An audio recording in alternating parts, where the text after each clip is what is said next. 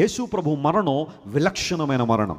ఈ భూమి మీద ఏ వ్యక్తి చనిపోయినప్పుడు కూడా ఆకాశం చీకటి అవ్వలేదు, అంటే మిట్ట మధ్యాహ్నం వేళ చీకటి సంభవించలేదు.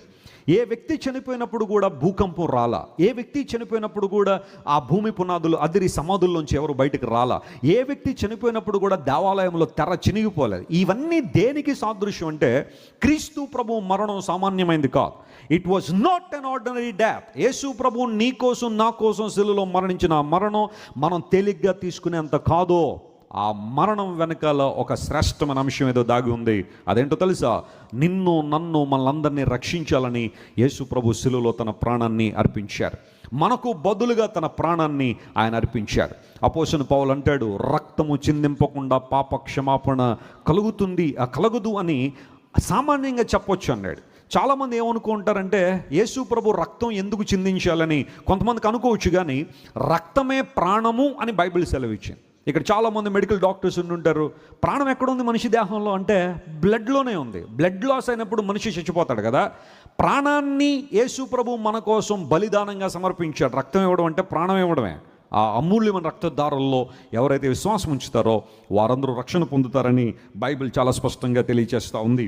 ఈ సంఘటన జరిగిన తర్వాత యేసు ప్రభు వారు చివరిగా సమాప్తమైందనే మాట చెప్పారు, టెట్లెస్టాయ్ అనే మాట. ఆ వెంటనే యేసు ప్రభు, తండ్రి నీ చేతికి నా ఆత్మను అప్పగించుకొనుచున్నాను అనే మాట చెప్పి ఆయన తన ప్రాణాన్ని విడిచారని బైబిల్లో మనం చూస్తాం. లూకా సువార్త 23వ అధ్యాయము 46వ వచనంలో ఆ మాట మనం చదువుతున్నాం కదా. లూకా సువార్త 23వ అధ్యాయం 46వ వచనంలో ఆ మాట స్పష్టంగా ఉంది. అప్పుడు యేసు గొప్ప శబ్దముతో కేకవేసి, తండ్రి నీ చేతికి నా ఆత్మను ఏం చేస్తున్నాను? అప్పగించుకొనుచున్నాను అని చెప్పాడు. That was the last word of Jesus before he died on our place. మన పక్షంగా యేసు ప్రభు చనిపోయినప్పుడు ఆయన పలికిన చివరి మాట, తండ్రి నీ చేతికి నా ఆత్మను అప్పగించుకొనుచున్నాను. ఒక వ్యక్తి యొక్క చివరి మాటలు చాలా ప్రాముఖ్యంగా మనం గమనిస్తాం కదండి. ఒక తల్లి కానీ తండ్రి కానీ చివరి దశలో ఉన్నప్పుడు వారు ఏం మాట్లాడతారని చూస్తాం. ఎవరైనా చివరి మాటలు ఏం చెప్పారని పరిశీలన చేస్తారు. కొంతమంది సూసైడ్ చేసుకునే వాళ్ళు ఉంటారు. ఒక విష పదార్థం సేవించో లేకపోతే ఒళ్ళు కాల్చుకుని చచ్చిపోయిన వాళ్ళు ఉంటారు కదా. అప్పుడు మ్యాజిస్ట్రేట్ అనేవాళ్ళు వస్తారు. మ్యాజిస్ట్రేట్ వచ్చి స్టేట్మెంట్ రికార్డ్ చేస్తారు. ఆ వ్యక్తి ఆ చివరి సమయంలో పలికే మాటలకి చాలా వెయిట్ ఉంటుంది. ఆ మ్యాజిస్ట్రేట్ రికార్డ్ చేస్తే ఇంక దాన్ని ఎవరు మార్చలేరు, చాలా వెయిట్ ఉంటాయి వాటికి. ఒక వ్యక్తి చివరి సమయంలో ఏం మాటలు చెబుతాడని కనిపెట్టే వాళ్ళు కూడా చాలామంది ఉంటారు. చాలామంది శాస్త్రవేత్తలు గతించిపోతూ ఉంటారు. వారి అనుచరులందరూ గమనిస్తూ ఉంటారు, చివరిగా ఏం చెప్తాడా, ఏమి విషయాలు మనకు తెలియజేస్తాను. రాజకీయవేత్తలు చనిపోయేటప్పుడు కూడా బహుశా చివరి మాటలు ఏంటా అని. యేసు ప్రభు చివరి మాట ఒక సాటిస్ఫైడ్ ఫినిషింగ్. ఆయన ఈ లోకానికి ఎందుకు వచ్చారో, ఏం చేయడానికి వచ్చారో దాన్ని నెరవేర్చి సమాప్తమైందని చెప్పి ఆ ఆత్మను తండ్రికి అప్పగించిన అనుభవాన్ని ఇక్కడ మనం చూస్తున్నాం. చివరి మాటలో ఒక మనిషి యొక్క జీవితాన్ని, అతని యొక్క మనసును ప్రతిబింబిస్తాయి. చాలా జాగ్రత్తగా గమనించండి. ప్రపంచంలో చాలామంది గొప్పవాళ్ళు చివరి మాటలు మాట్లాడారు. ఫర్ ఎగ్జాంపుల్, చార్ల్స్ డార్విన్ గురించి మీలో చాలామంది తెలుసు. మనిషి కోతి నుండి వచ్చాడనే సిద్ధాంతం తీసుకొచ్చాడు. థియరీ ఆఫ్ ఎవల్యూషన్ లేదా evolutionary theory, origin of species అనే పుస్తకం రాసి ప్రపంచాన్ని నివ్వెరపరుస్తాడు. అతడు ఒక బిల్డింగ్లో, ఒక భవంతిలో చనిపోతున్నప్పుడు చివరి దశలో ఒక మాట మాట్లాడాడు. అదేంటో తెలుసా? నాకు చావు అంటే భయం లేదు అన్నాడు. మాట్లాడిన తర్వాత వణుకుపోవడం మొదలెట్టాడు. నువ్వు చెప్పిన దానికి నీ యాక్టివిటీకి సంబంధం ఏమి లేదని దగ్గరున్న లేడీ హోప్ అని ఒక ఆమె అడుగుద్ది. ఒక నర్సు ఉంటుంది, ఆమె పేరు లేడీ హోప్. ఆమంటది, నువ్వు మాటలు బాగానే ఉన్నాయి కానీ క్రియలు అలా లేవు, చేతులు కాళ్ళు వణుకుతున్నాయేంటి చార్ల్స్ డార్విన్ అంటే. అప్పుడు అంటాడు కళ్ళం నీళ్ళు తెచ్చుకుని, can you bring the Bible especially new testament and the book of Hebrews. I consider the Bible as a royal book. Bible గ్రంథాన్ని ఒక గ్రంథ రాజ్యంగా నేను భావిస్తున్నాను, ఒకసారి నాకు బైబిల్ చదువుతావా అని అడుగుతాడు. లేడీ హోప్ అంటదే, చచ్చిపోయేటప్పుడు కూడా బైబిల్లో ఏమన్నా తప్పులు వెతికి చచ్చిపోతావేంటి? ఆ చచ్చిపోయేది ఏదో ప్రశాంతంగా చచ్చిపో, ఇంకెందుకు బైబిల్లో తప్పులు వెతుకుతావంటే. చార్ల్స్ డార్విన్ ఒప్పుకున్న సత్యం ఏంటో తెలుసా? నేను బైబిల్లో తప్పులు వెతకడానికి చదవమంటలేదు, నా తప్పును నేను తెలుసుకున్నాను కాబట్టి బైబిల్ చదవమంటున్నాను అని చార్ల్స్ డార్విన్ తన చివరి దశలో ఆ మాటలు చెప్పినట్టుగా లేడీ హోప్ ఆ తర్వాత కాలంలో అమెరికాలో మ్యాసచ్యూసెట్స్ అనే ప్రాంతంలో ఒక కాన్ఫరెన్స్ జరిగితే అక్కడ ఆమె నిలబడి ఈ మాటలు చెప్పింది. స్వయంగా నేను చార్ల్స్ డార్విన్తో మాట్లాడాను, అతను ఇలా అన్నాడని చివరి దశలో ఆమె ప్రపంచానికి తెలియజేసింది. ఈ ఎవల్యూషనరీ థియరీని నమ్మే చాలామంది చార్ల్స్ డార్విన్ చెప్పిన చివరి మాటలు పట్టించుకోరు. వాళ్ళు అంటారు ఇదంతా కల్పితమే, కానీ అతను ముందు చెప్పిన నిజం అని చెప్పి నమ్ముతూ ఉంటారు. ఒక వ్యక్తి ఒక చివరి మాటలు, సర్ వాల్టర్ అనే వ్యక్తి తన జీవితంలో 22,000 ఆర్టికల్స్ రాశాడు దేవుడు లేడని. అతడు చనిపోయేటప్పుడు ఎవరో మీలాంటి వాళ్ళు అడిగారు, Walter what is your last word అంటే ఆయన చెప్పిన మాట ఏంటో తెలుసా, I wish I had never been born. ఈ భూమి మీద నేను పుట్టకుండా ఉంటే బాగుండేది, అసలు నేను పుట్టకుండా ఉంటే బాగుండేదని వాల్టర్ తన చివరి మాట చెప్పాడు. అతని ప్రసంగాలు వినే, అతని యొక్క సందేశాలు చదివే, అతని ఆర్టికల్ చదివే ఒక కార్ల్ మార్క్స్ ప్రపంచంలోకి వచ్చాడు, ఒక ఇంగర్సాల్ ప్రపంచంలోకి వచ్చాడు. వీళ్ళందరూ దేవుడు లేడని బల్ల గుద్ది ప్రపంచం నమ్మించాలని ప్రయత్నం చేసిన కరడు కట్టిన ఏథీస్టులు వీళ్ళందరూ. వాళ్ళందరికీ గురువు లాంటి వాడు వాల్టర్. అతను రాసిన ఆర్టికల్స్ 22,000, ప్రతి చోట దేవుడు లేడు దేవుడు లేడని రాశాడు. చివరి దశలో అతను చెప్పిన మాట ఏంటో తెలుసా, నేను ఈ భూమి మీద పుట్టకుండా ఉంటే బాగుండేది. తన జీవితాన్ని శపించుకున్నాడు. He cursed his own life. కారణం ఏంటో తెలుసా, నెమ్మది లేదు తన జీవితంలో, ఆనందం లేదు. Charlie Chaplin, one of the greatest comedian ever lived on the face of this earth. Charlie Chaplin తెలియని వాళ్ళు ఎవరు లేరు. అతని మూవీ చూస్తే ఇప్పటికీ నవ్వని వారు కూడా ఎవరు ఉండరు. అతను చేసిన యాక్షన్ ప్రపంచాన్ని నవ్వించేసింది. అలాంటి చార్లీ చాప్లిన్ అనబడే వ్యక్తిని చివరి దశలో అడిగారు, చాప్లిన్ బతుకున్న రోజులన్నీ ప్రజలందరినీ కడుపుబ్బా నవ్వించావు, హాస్యానికి ఒక నూతన నిర్వచనం ఇచ్చావు నువ్వు. నీ సినిమాలు చూసి నవ్వని వాళ్ళు ఎవరు లేరంటే అతిశయోక్తి కాదు. Can you define your life before you leave this earth? ఈ భూమిని విడిచి వెళ్లే ముందు ఒక్క మాట చెప్పగలవా నీ జీవితాన్ని గురించి అంటే చార్లీ చాప్లిన్ చెప్పిన మాట ఏంటో తెలుసా, my life is a practical joke. నా జీవితం ఒక ప్రయోగాత్మకమైన జోక్ లాంటిదే. నేను తెరల మీద జోకులు వేసాను, కానీ నా జీవితమే జోక్ అవుద్దని నేను అనుకోలేదు. నా జీవితంలో ఆనందం లేదు, సంతోషం లేదు. ఇది చార్లీ చాప్లిన్ చెప్పిన చివరి మాట. When we come to Alexander the great who established the Greek empire. ప్రపంచ చరిత్రలో గ్రీకు సామ్రాజ్యాన్ని కేవలం 33 సంవత్సరాల ప్రాయంలోనే సమస్తాన్ని కూడా జయించి ఆఖరిగా భారతదేశంలో కూడా స్తూపాలు నిలబెట్టి వెళ్ళాడు. అలెగ్జాండర్ ద గ్రేట్ అని పిలుస్తాం అతన్ని. అతడు కూడా చివరిలో కొన్ని మాటలు చెప్పాడు. నా ఫిజిషియన్స్ నా కాఫిన్ మోయాలి, నాకెవరైతే వైద్యం చేస్తున్న డాక్టర్లు ఉన్నారో వారితో నా సమాధి పెట్టి మోయించండి. What I want to tell the world, no physician can heal human body completely. ప్రపంచంలో ఏ వైద్యుడు కూడా ఒక మనిషి దేహాన్ని పూర్తిగా స్వస్థపరచలేడు, మరణం నుండి కాపాడలేడు. ఇది ప్రపంచానికి తెలియాలా. రెండవది, నేను సంపాదించిన ఆస్తిపాస్తులు, వజ్ర వైడూర్య రత్న ముత్యాలు ఇవన్నీ కూడా నా కాఫీని తీసుకెళ్ళి ఆ మార్గంలో రోడ్డు మీద వేసేయండి. ఏ ఒక్కటి నా ప్రాణాన్ని కాపాడలేకపోయింది. When I stand in the line of death nothing could save me. ఏవి కూడా నన్ను కాపాడలేదు. మూడవది, నా సమాధి పెట్టికి 2 రంధ్రాలు వేసి నా 2 చేతులు బయట వేసేయండి. Let the world know Alexander came to this world with empty hands and with those empty hands he is living out. ఒట్టి చేతులతో తల్లి గర్భంలోంచి అలెగ్జాండర్ బయటకు వచ్చాడు. విత్ ద సేమ్ హ్యాండ్స్, అదే ఒట్టి చేతులతో అలెగ్జాండర్ వెళ్ళిపోతున్నాడు. ప్రపంచంలో ఏది అతను వెంబడి రాదు. నేను అనుకుంటాను అతడు ప్రపంచాన్ని జయించినందుకు గ్రేట్ అన్నామో లేదో కానీ ఈ 3 మాటలు అన్నందుకు మాత్రం గ్రేట్ అనాలనిపిస్తుంది. ఎందుకోసం అంటే 33 సంవత్సరాల ప్రాయంలో తన జీవితాన్ని ముగించిన అలెగ్జాండర్ చెప్పిన మాట ఇది. But when you come to God, మీరు దేవుని దగ్గర కానీ దేవుని బిడ్డల దగ్గర కానీ వస్తే పౌలు మహాశయుడు ఏమంటారు తెలుసా తన చివరి దశలో, నేను మంచి పోరాటం పోరాడాను, నా విశ్వాసాన్ని కాపాడుకున్నాను, ఇక మీద నాకు ఏ కిరీటం ఉంది? నీతి కిరీటం ఉంది. పౌలా, నువ్వు చచ్చిపోతున్నావు కదా, చాలామంది అనుకున్నట్టుగా నీ జీవితం ముగింపు అయిపోతుంది కదా. మానవ జీవితం మరణంతో ముగింపు అయితే నీతి కిరీటం ఎక్కడా, ఆ కిరీటాన్ని ఎక్కడ ధరిస్తావు అని బహుశా చాలామంది అనుకోవచ్చు. కానీ Paul had an expectation and hope on Jesus. క్రీస్తు ప్రభు మీద పౌలుకున్న విశ్వాసం ఏంటో తెలుసా, I will be with my God for ever. నా ప్రభువుతో నేను సదాకాలం ఉంటాను. నేను ఆయన కోసం పడిన ప్రతి ప్రయాసకు నా దేవుడు పరలోకంలో నాకు బహుమానం దయచేయబోతున్నాడు. నమ్మిన వారు చప్పట్లు కొట్టి ప్రభువును మహిమపడతాం. There is a reward for my faith. There is a reward for my struggle. There is a reward for my suffering. There is reward for my prayer. There is reward for my holy life. నా పరిశుద్ధ జీవితానికి, ప్రార్థనకు, విశ్వాసానికి, నా ప్రయాసకు, క్రీస్తు కొరకు నేను పడిన నిందలకు, అవమానాలకు నా ప్రభు దగ్గర కిరీటం ఉంది. I'm going to get it. నేను ఆ కిరీటాన్ని పొందుకోవడానికి వెళ్ళిపోతున్నాను. What a wonderful statement it was. మా అమ్మమ్మ గారు అమ్మ చనిపోయే సమయంలో ఆమెను తీసుకెళ్ళి ఒక మందిరంలో పెట్టారు. దేవుని మందిరంలో ఒక మంచం మీద ఇంకా చివరి దశలో ఉంది, కొర ప్రాణం అనమాట, చచ్చిపోవడానికి సిద్ధంగా ఉంది. And everybody knew that she is gonna die. ఆ సందర్భంలో ఆమె కళ్ళు తెరవలేని స్థితిలో అందరినీ పిలిచి అంటుంది, రాజానగరం నుంచి కొంతమంది బంధువులు వచ్చారు, కుర్చీలు వేయండి అంది. రాజానగరం నుండి బంధువులు వచ్చారా, వారికి కుర్చీలు వేయాలా? ఎవరు వచ్చారు? ఎవరు లేరు కదా, అంతా ఇక్కడ ఖాళీగానే ఉంది. అమ్మ ఏమంటున్నావు? రాజానగరంలో బంధువులు వచ్చారు, వాళ్ళని నిలబెట్టేశారు, కుర్చీలు వేయనని ఆమె. ఎవరు వచ్చారని వీళ్ళు. కాసేపటికి ఆమె చనిపోయింది.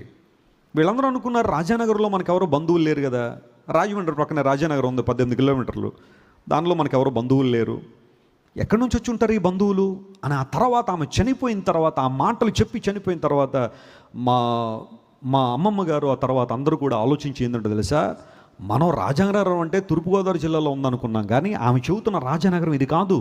అక్కడి నుండి ఏ రాజానగరం ఇదే, రాజుల రాజు అయిన యేసయ్య నగరం నుంచి వచ్చారు బంధువులు ఆమె తీసుకెళ్ళడానికి, దేవుని దూతల చేత కొనుపోబడ్డానికి ఆమె సిద్ధపడిందని ఆ విషయం తెలుసుకున్నప్పుడు చాలా చాలా సంతోషించారు. మా ఎంటైర్ ఫ్యామిలీలో ఫస్ట్ ప్రభుని తెలుసుకున్న మా అమ్మమ్మ గారు అమ్మ, ఆమె పేరు బాపనమ్మ, తన చివరి దశలో యేసయ్య దగ్గరికి వచ్చింది విత్ ఎన్ అన్యూజువల్ ఫెయిత్.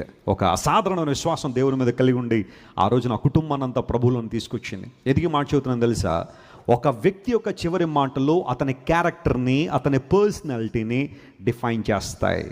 యేసు క్రీస్తు ప్రభు చివరిలో మాట్లాడిన మాట, before he passed away, he died, he spoke, father I commend my spirit in to your hands.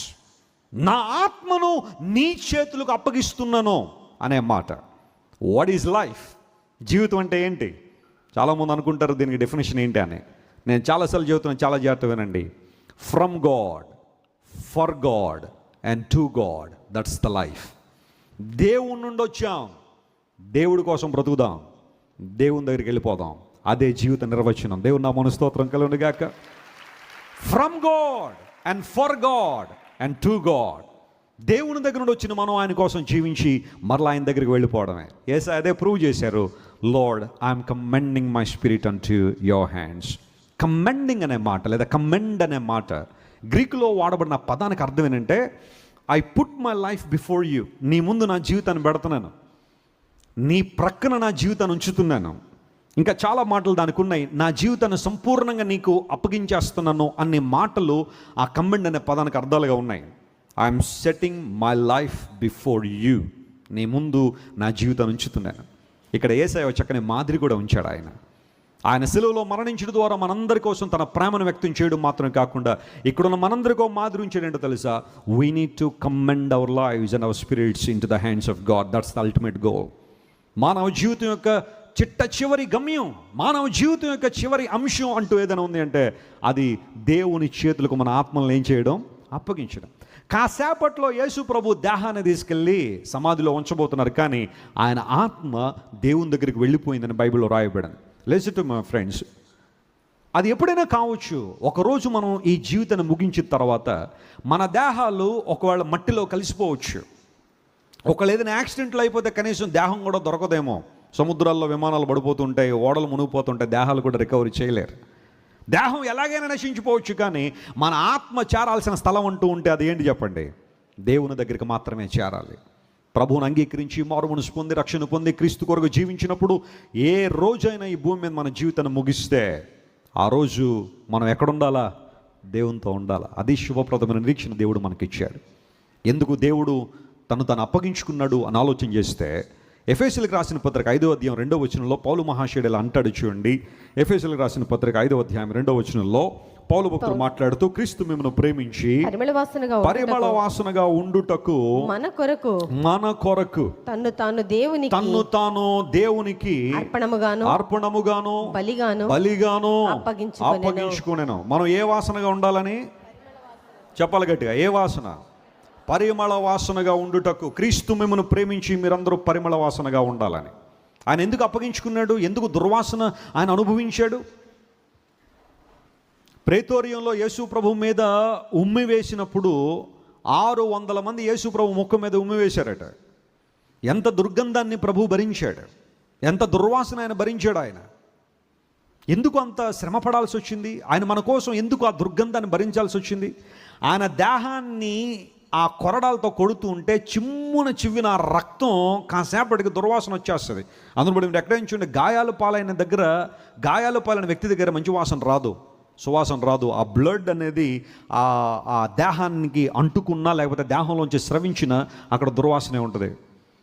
యేసు ప్రభు ఎందుకంత దుర్వాసన భరించాడంటే ఇక్కడ ఒక డివైన్ ఎక్స్చేంజ్ ఏంటో తెలుసా? ఆయన మన నిమిత్తం దుర్వాసన స్వీకరించాడు, మనందరం ఏ వాసన కలిగి ఉండాలని? పరిమళ వాసనగా ఉండాలని. I'm not talking about physical life. కొంతమంది ఉదయాన్నే లేవగానే చక్కగా స్నానం చేసేసి ఫుల్ సెంట్లు కొట్టేస్తూ ఉంటారు, లేదా పెర్ఫ్యూమ్లు, రకరకాలైన అత్తరులు. కొంతమంది అత్తరు వేసారంటే 4 వీధులకి వస్తూ ఉంటుంది వాసన. వాళ్ళు అందరికీ చక్కగా సువాసన కలిగి ఉండాలని. ఎక్కడో చదువుంటారు పేపర్లో, మంచి స్మెల్ వస్తే మంచి ఇంప్రెషన్ ఉంటుందన్న ఆలోచనలో.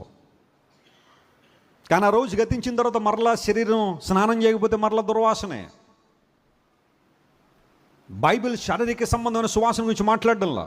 పౌలు భక్తుడు అన్నాడు, మేము ఎక్కడికి వెళ్తే అక్కడ క్రీస్తు సువాసనగా ఉన్నామన్నాడు. ఏంటి ఆ సువాసన? పౌలు గారు ఏ పెర్ఫ్యూమ్ వాడుతున్నారు మీరు? ప్రపంచంలో చాలా మంచి బ్రాండ్ పెర్ఫ్యూమ్ అయినా వాడుతున్నారంటే ఆయన అన్నాడు, no, wherever we step in, we are talking about Jesus. We are spreading God's knowledge. యేసు క్రీస్తు ప్రభు యొక్క సువాసన అంటే అర్థం ఏంటో తెలుసా? ఆయన జ్ఞానాన్ని మాట్లాడుతున్నాం, ఆయన మాటలు వెదజల్లుతున్నాం, సువార్తను ప్రకటిస్తున్నాం. అది నిజమైన సువాసన. అలాంటి సువాసన నీలో ఉందా? wherever you are you testifying about Jesus? ఆయన నీ జీవితాన్ని ఎలా మార్చాడో, నీ జీవితంలో ఎలాంటి మార్పులు తీసుకొచ్చారో. ఒకప్పుడు నీ బ్రతుకు ఎలా ఉండేది, ఇప్పుడు నీ జీవితం ఎలా ఉంది? ఒకప్పుడు నీ జీవితం పతనావస్థలో, బంధకాల్లో, పాపంలో, అపరాధంలో మునిగి నీ స్వచిత్తాన్ని నెరవేర్చుకోవడానికి, నీ ఇష్టాన్ని నెరవేర్చుకోవడానికి చెడిపోయి పడిపోయి అన్ని విషయాల్లో నష్టపోయి నీవు యేసయ్యకి నీ జీవితం ఇచ్చిన తర్వాత ఆయన ఎలా నిలబెట్టాడో లోకానికి ఎప్పుడైనా సాక్ష్యం చెప్పావా? ప్రభు మరణాన్ని గురించి మాట్లాడావా? పౌలు భక్తుడు అన్నాడు, మేము ఎక్కడ నిలబడితే అక్కడ we preach the Christ crucified. సిలువ వేయబడిన యేసయ్యను ఏం చేస్తున్నాం? మేము ప్రకటిస్తున్నాము. ఎందుకు ఆ మాట వాడాడంటే, బహుశా పౌలు గారి కాలంలో చాలామంది యేసు అనే పేరు పెట్టుకున్న వాళ్ళు ఉన్నారేమో.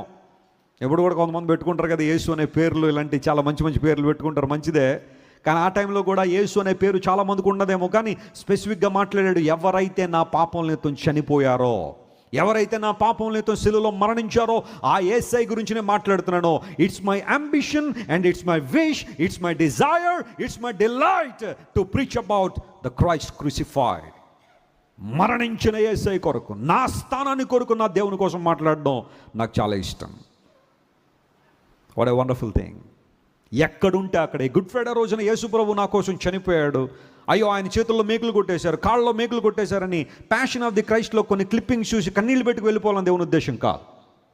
That's okay to be moved, but are you willing to share the message of cross to the world?